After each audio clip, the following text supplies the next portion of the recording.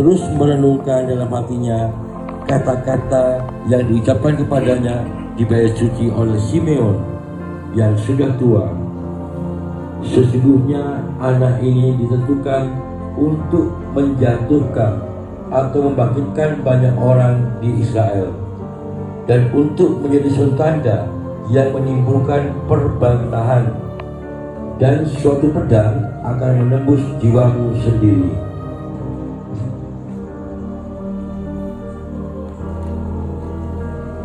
Di kaki salib, dia menyaksikan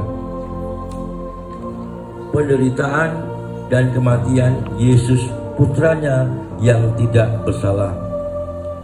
Walaupun diliputi oleh kesedihan yang begitu mendalam, Maria tetap memperbaharui fiatnya. Ia tidak pernah meninggalkan harapan dan kepercayaannya kepada Tuhan. Dengan cara ini, Maria bekerja sama demi kita dalam menggenapi semua yang telah dinubuatkan putranya ketika mengumumkan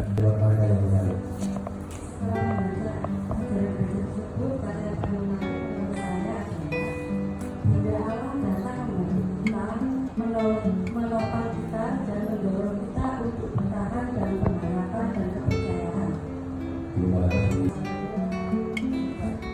Dalam diri serta perawat, kita melihat bahwa harapan bukanlah optimisme yang naif, melainkan anugerah rahmat di tengah kenyataan hidup. Silakan apalagi yang mau menjawab, silakan.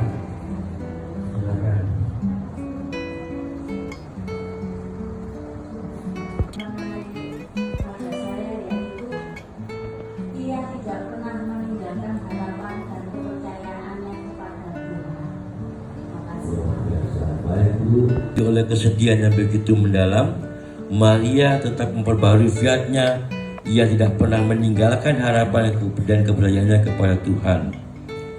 Sesedih apapun Bunda Maria, saya telah membaca dalam hati, ya, ada kalimat yang menarik tadi. Setiap kali Maria memandang putranya, ia memikirkan masa depannya. Demikian Pak Alex. oke, siapa wajah kepada siapa? Menarik menurut saya yaitu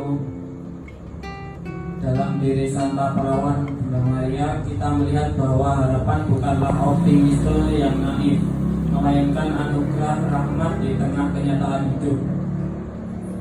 Itu Pak. Harapan bukanlah optimisme yang naif, melainkan anugerah rahmat di tengah kenyataan hidup.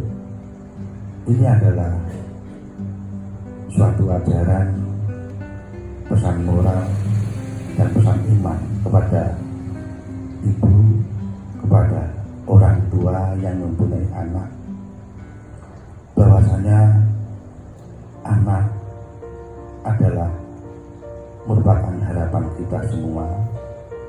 Tak intinya kita sebagai orang tua selalu memberikan pendampingan yang maksimal, karena ketika sekali gagal,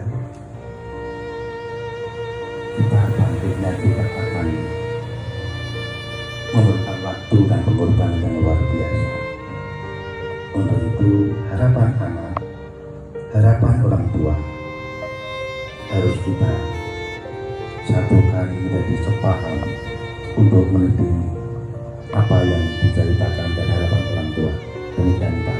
Oke, kita Bahwa harapan bukanlah optimisme yang naif, melainkan anugerah rahmat di tengah kenyataan hidup. Menurut saudara-saudari, apa artinya? Kalau menurut saya harapan itu suatu cita-cita yang kita angankan dalam kehidupan kita. Contohnya misalkan kita anak kita sekolah, semoga anaknya kita bisa pintar, bisa jadi orang. Itulah terima kasih dari saya. oke Pak, udah Dalam bila di atas diajarkan kepada kita, dalam diri Santa Perawan, kita melihat bahwa harapan bukanlah optimisme yang naif, melainkan anugerah rahmat di tengah kenyataan hidup. Menurut Saudara-saudari, apa artinya ajaran tersebut? Menurut saya, ajaran di atas adalah mengajak kita untuk selalu berdoa mengharap atas kerahiman Bunda Maria. Semoga doa-doa kita, harapan kita dikabulkan. Dengan kesedihan yang begitu mendalam, dia tidak pernah meninggalkan harapan dan kepercayaannya kepada Tuhan.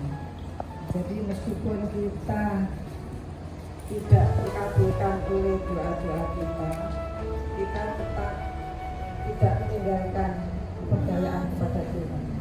Jadi kita tetap berharap meskipun tidak dikabulkan. Saya jawab untuk yang ketiga. Dalam bulan di atas diajarkan pada kita, walaupun diliputi oleh kesedihan yang begitu mendalam, ia tidak pernah meninggalkan harapan dan kepercayaannya kepada Tuhan. Menurut saudara-saudari, apa artinya ajaran tersebut? Dari jawaban pribadi saya, antara pertanyaan nomor 2 dan ketiga itu ada keterikatan, Pak Arif. Bahwasanya kita itu dalam setiap kita doa, kita itu ada rasa optimisme, tetapi dalam diri kita harus didasari rasa kepercayaan dan iman. Bahwasanya harapan doa itu memang kita harapannya untuk selalu dikabulkan, itu adalah suatu hal yang tidak bisa kita pungkiri. Dan yang ketiga ini, kita diajarkan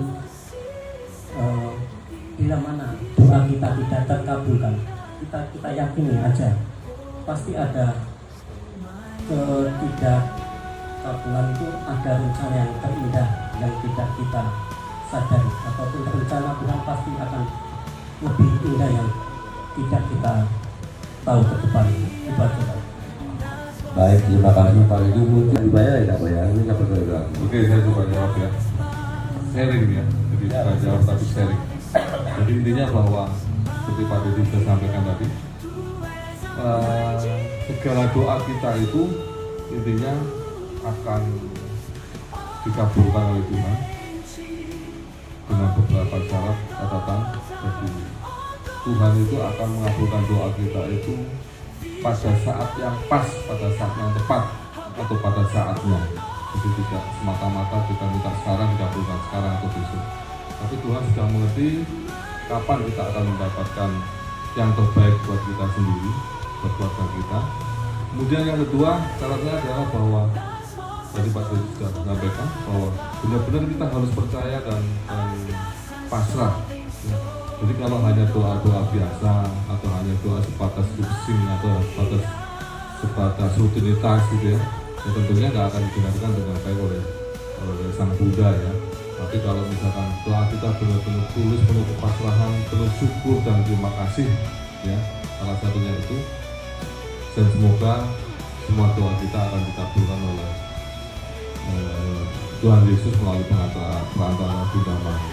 Terima kasih. Amin. Dan terpujilah buah tubuhmu Yesus. Santa Maria Bunda Allah, doakanlah kami yang berdosa ini, sekarang dan waktu kami mati. Amin. Salam Maria, penuh rahmat Tuhan sertamu. Terpujilah engkau di antara wanita, dan terpujilah buah tubuhmu Yesus. Santa Maria Bunda Allah, doakanlah kami yang berdosa ini, sekarang dan waktu kami mati. Amin. Salam Maria, penuh rahmat Tuhan sertamu. Terpujilah engkau di antara wanita, dan terpujilah buah tubuhmu Yesus. Santa Maria Bunda Allah, doakanlah kami yang berdosa ini, sekarang dan waktu kami mati. Amin. Salam Maria, penuh rahmat Tuhan sertamu. Terpujilah engkau di antara wanita, dan terpujilah buah tubuhmu Yesus. Santa Maria Bunda Allah, doakanlah kami yang berdosa ini, sekarang dan waktu kami mati. Amin. Salam Maria, penuh rahmat Tuhan sertamu. Terpujilah Baik siapa? Sama ya.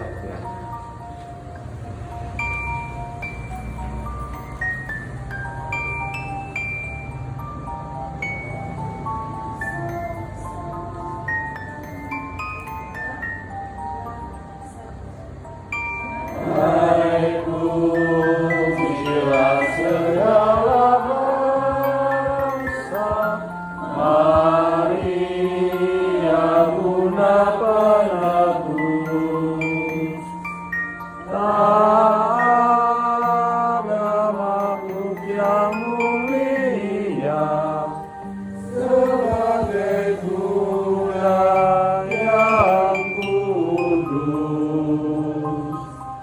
Oh, ingatlah ya bundaku, doakan kami anakmu. Oh, ingatlah ya bundaku, doakan kami anakmu. Peristiwa gembira yang keempat, Yesus dipersembahkan dalam bait Allah. Simeon berkata kepada Maria, Baginda. Ya, kemudian sebagai bendahara di sini, bendahara satu saya tunjuk adalah Bu Wahyu atau Mbak Siska. Silakan Mbak Siska. Masa jangan kenal Bu Siska ya? Nah, ini. Kemudian bendahara duanya saya tunjuk Bu Deki. Ada Bu Deki Pak? Hah? Bu Deki Bu? Oh ya, bendahara duanya Bu Deki. Kemudian untuk sesi konsumsi, koordinatornya adalah Bu Joko. Nah, itu Bu Joko di situ. Kemudian anggotanya adalah Bu Eko. Nah, mana Bu Eko? Bu Eko hadir di malam ini ya, oke? Ya, saya mau kalau Pak Joko sekali ya.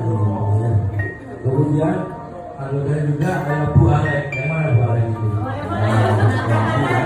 Nah, kemudian ditambah lagi Bu Juanda.